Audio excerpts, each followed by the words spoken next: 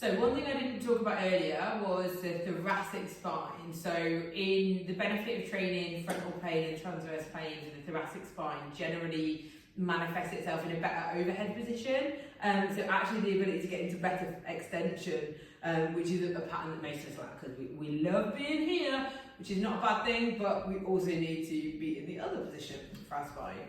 So like anything, it's all about the balance. But yeah, generally speaking, better overhead position, but also like general kind of niggles like tight upper traps and back. When we start to restore the ability of the other muscles to move and therefore work, spread the load a little bit more effectively through the bigger muscles of the back, and just share the load effectively, and it can make a really big difference in terms of loads of symptoms.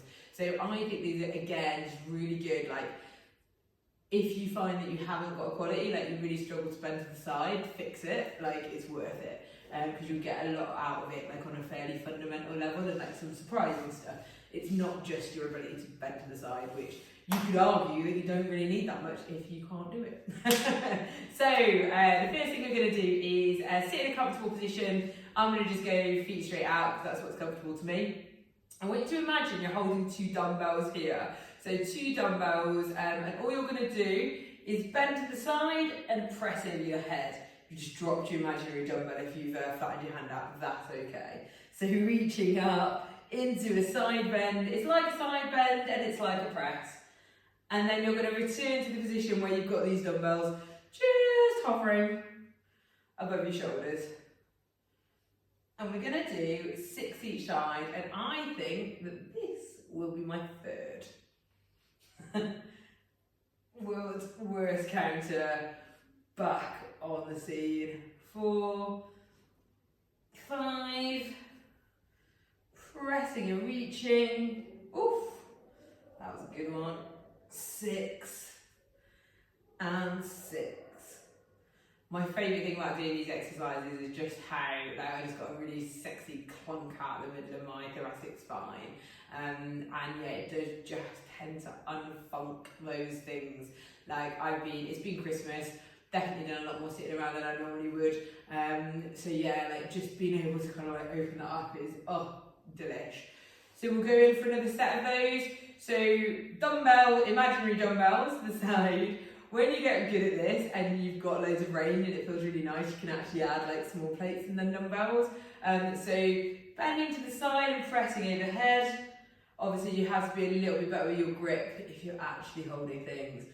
1 and 1, 2 and 2, 3, 3, 4, 4, 5 and 6. So that is your side bendy Arnold press, I guess we're going to call that. Next up, we're going to go in for your half kneeling rotations. So the first time I'm going to do these, I've got a cushion for under my knees because I am a diva. You might want to pop a foam roller here. The benefit of the foam roller is it just stops you moving your hips as you go through the rotation, because the temptation sometimes is to just like help with a different joint. And all you're going to do is from here, hands can face up, and you're going to open out and then back. Open out and then back. Open out, back. Open out, back. Open out, back. And I think that's 6. So what I noticed I was doing there was just pushing my shoulder forward a little bit to just make that a little bit easier on myself. So I fixed it and then it forced me into a little bit of extra range.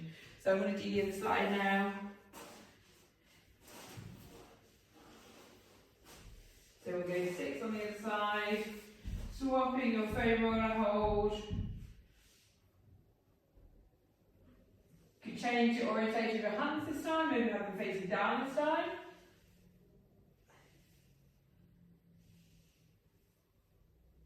Do the same thing again.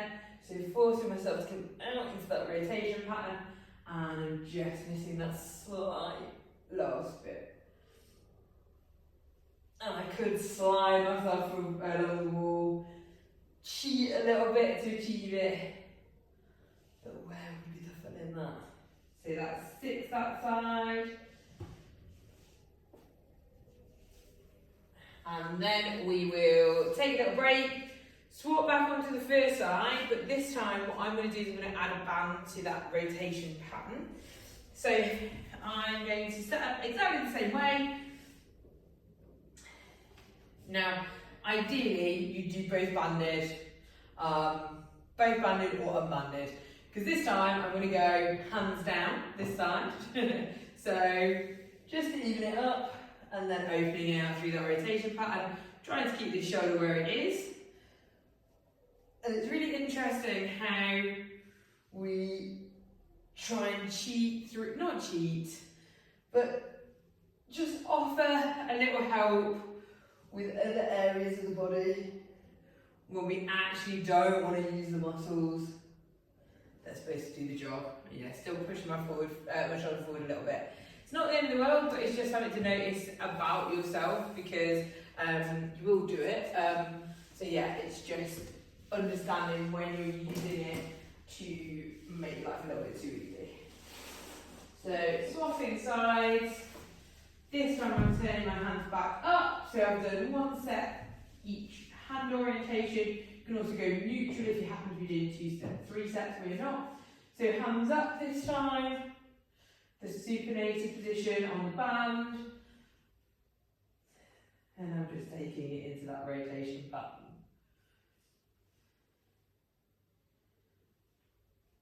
And I might decide, if I consistently couldn't make the range, I might decide to just work on finding that range before I load it. Or might not. I think that's 6, it might not be. Forgive me if it is not. But that's what I was going for. So that is your half kneeling side bend rotations, banded rotations. Next up, we're going to come back here. We're going to do the seated side bend with a reach. So I'm going to use a 5 kilo medicine ball, because I've got one, because I'm in a gym. Obviously, you're probably not in a gym. You could use a safe cushion, rucksack, like anything that's like about this size. All I want is that it forces you to hug it, so you have to make a bit of a reaching motion with your arms. That reaching motion combined with that bit of spinal flexion now puts our spine in a different position as we side bend. So instead of sort of being more in an extended position when we did our pressing, this time we're going to be in a slightly more flexed position. So from here, we're just going to come over to one side, then the other. And we're looking to just bend to the side.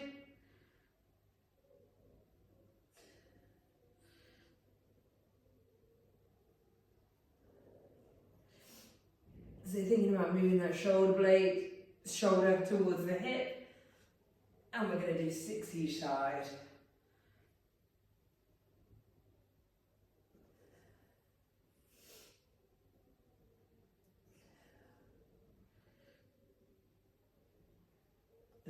So that is 6, I believe.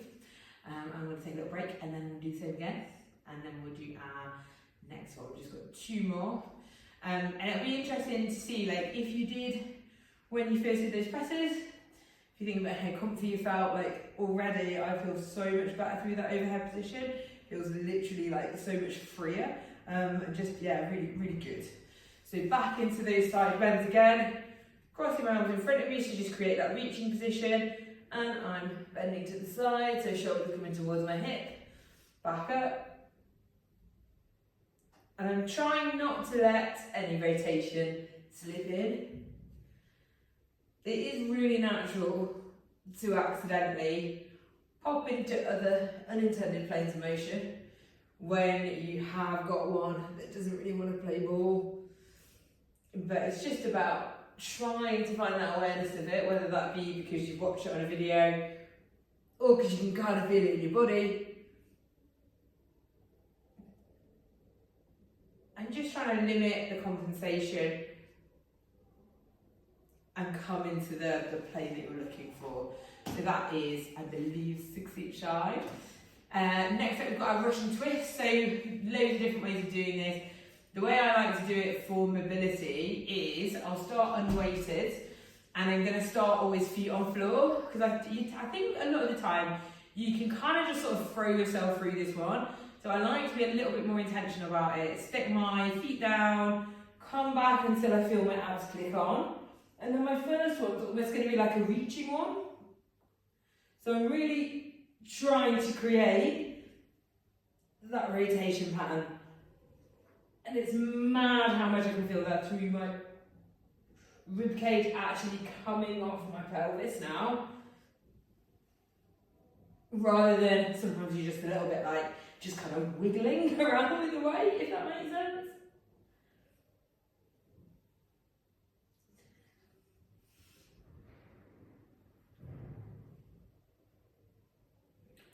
So that is our first set, and then we'll go into our second in a moment. So for the second, I'm going to slap this weight on. I'm going to hold it probably quite close. I could try and reach with it like I did before, but I'm not going to do that today, just I feel a bit creaky. I think like I am pretty honest about being like, I don't think everybody goes around not feeling any of these movements all of the time. Like there'd be no point in doing them if they weren't useful. So I think like so many things change our mobility and how we feel, whether training, tiredness, injury, So sometimes it's just figuring out like, I don't want that stimulus from this session, I want something that's a bit calmer. Another time I'll progress and do like quite a strengthy, progressive overload, look for hard variations. Sometimes you just got to move through the stuff. So second set, just coming back. And then we'll just go into those rotations. And I can already feel that I don't want to rotate as much. Let's try with that reach. That is slightly better actually. And it's just bringing me into that rotation. And again, it is just a case of figuring out what works best for you. So there's some nice rotations from the Russian twist. And now we're going to go into our final rotation pattern, which is the scorpion stretch. So for the scorpion stretch, we're going to make a T shape on the ground. So you want to be T-shape here. And what I'm going to do now is with my left foot, I'm going to try and get to my right hand without my left hand coming up. And then I'm going to come back all the way over, trying to reach my foot to my opposite hand without that guide hand coming up. I'm really just trying to get a nice reach and rotation through the front of the body there.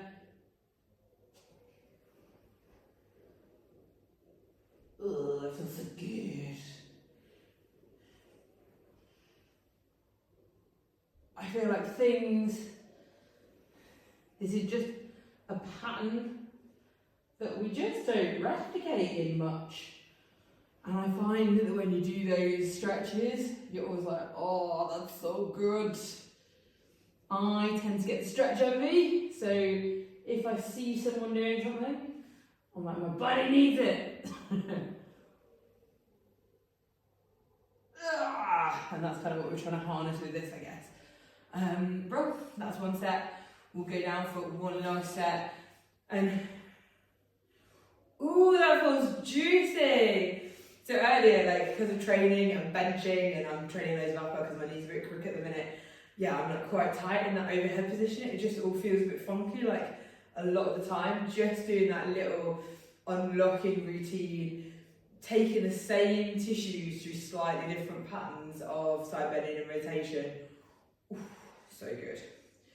Let's go for our lower scorpion stretch. Out in that T shape, foot to hand, and then back down. Foot to hand, really reaching, back down. Foot to hand, I mean, it's getting nowhere near the hand, by the way, just in case you're feeling inadequate on your living room floor at this time. I feel like it's more of an intention. We'll manifest the foot towards the hand. I think that's 3 each side. Oh, so good.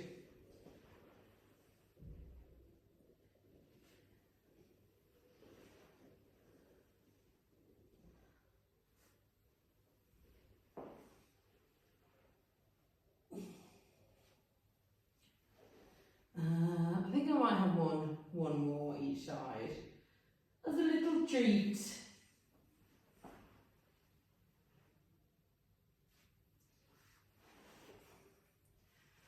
Fab. So let's try it. Oh my goodness.